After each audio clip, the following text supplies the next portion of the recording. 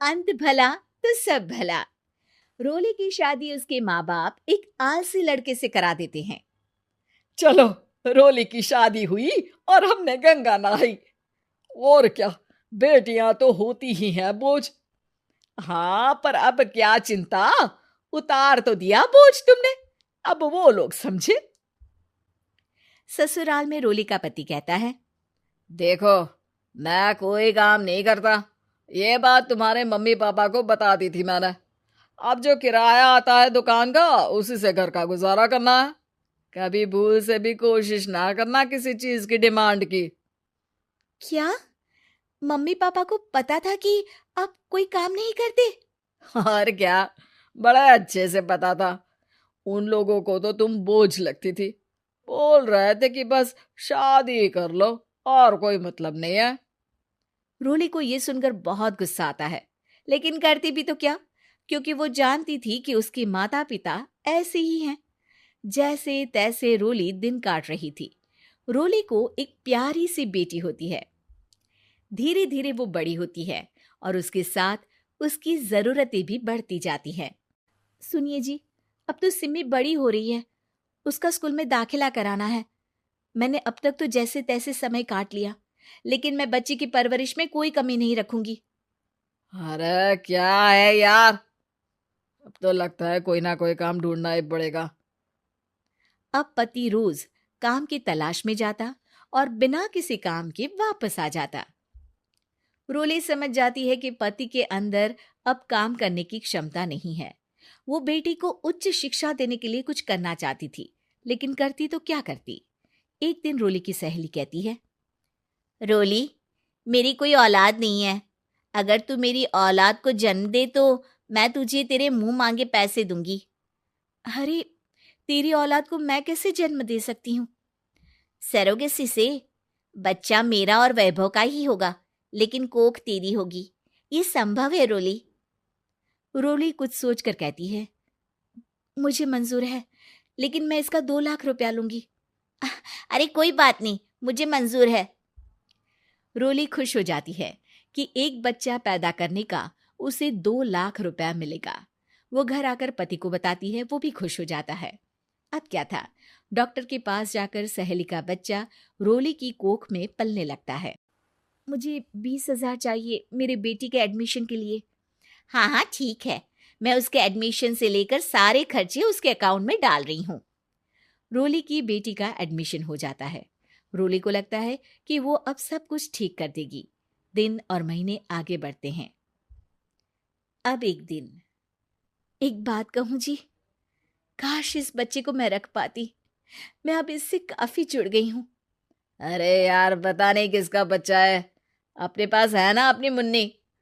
हाँ, लेकिन अब मैं भी इस बच्चे से जुड़ाव फील करने लगी हूँ। लेकिन मैं ये जानती हूँ कि ये मेरा बच्चा नहीं है। दोनों की जिंदगी ठीक चल रही थी, लेकिन कहते ना कि सुख का पल ज्यादा लंबा नहीं होता। एक दिन रोली की सहेली का फोन आता है। रोली, मुझे अब ये बच्चा नहीं चाहिए, मैं अपने पति को छोड़ रही हूँ। अरे लेकिन मुझे पैसों की जरूरत है, बच्चा तुम्हारा है, मैं क्या करूंगी? सहेली बिना कुछ बोले फोन काट देती है, फोन स्विच ऑफ कर देती है। लेकिन रोली के जीवन का तूफान यहीं नहीं रुकता। रोली, मैं इतना भार नहीं उठा सकता।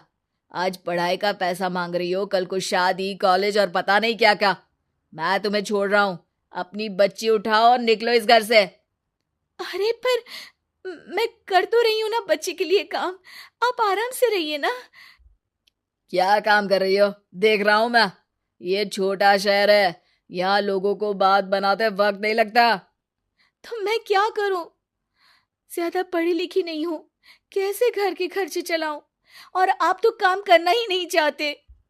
हाँ, ना चाहता हूं और ना ही करूंगा। रोली को पति की बात पर काफी गुस्सा आ जाता है। ठीक है, अगर मेरे जीवन में संघर्ष ही लिखा है तो वही सही। इस वक्त पति होने के नाते आपको मेरा साथ देना चाहिए था, लेकिन नहीं, आपने तो इस हाल में मुझे घर से बाहर निकालने की बात कह डाली। देखो, ये सारी फालतू की बातों के लिए वक्त नहीं है मेरे पास। रोली, जिसकी कोख में किसी और का बच्चा था और साथ छोटी सी बेटी, पति का घर छोड़कर रास्ते पर आ जाती है। रोली के पास मायके के सिवा दूसरा कोई रास्ता नहीं होता।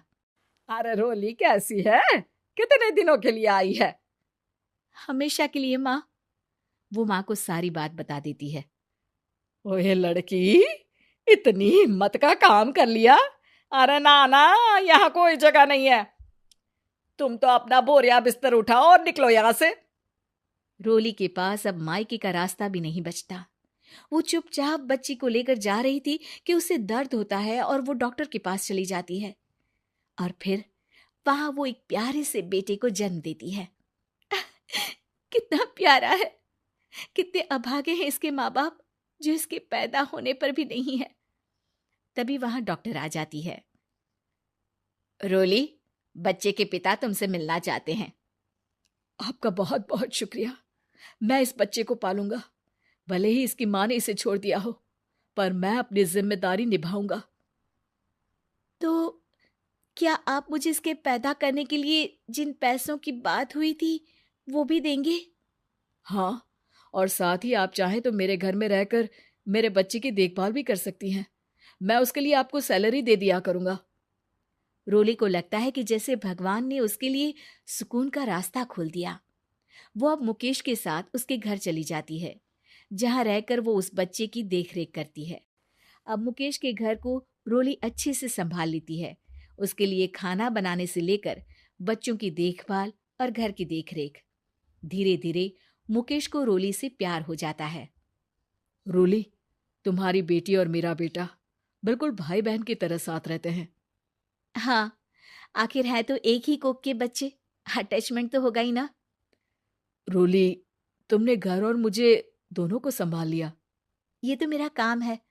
आपने भी तो मुझे छत दी जिससे मैं अपनी बेटी की पढ़ाई और भविष्य के लिए पैसे जोड़ सकूं।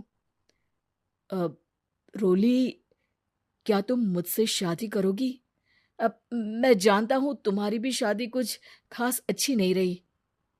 रोली को मुकेश की बात ठीक लगती है। वो उसे हाँ बोलने की सोच ही रही होती है कि उसके पहले पति का फोन आ जाता है। रोली, मैं बहुत परेशान हूं। मेरा एक्सीडेंट हो गया है। मैं चाहता हूं तुम वापस आ जाओ। रोली को पुराने पति की चिंता होने लगती है। वो सोचती है कि वो क्या कर रही थी। हाँ हाँ ठीक है, मैं आ रही हूँ। हाँ रोली, आ जाओ, लेकिन बच्ची को कहीं हॉस्टल में छोड़कर आना, क्योंकि मैं नहीं चाहता कि हम लोगों के बीच फिर से वो सारी बातें हो। रोली को समझ आ जाता है कि पति आज भी सुधरा नहीं है। वो पति के पास जाने से इनकार कर मुकेश को हाँ कर देती है।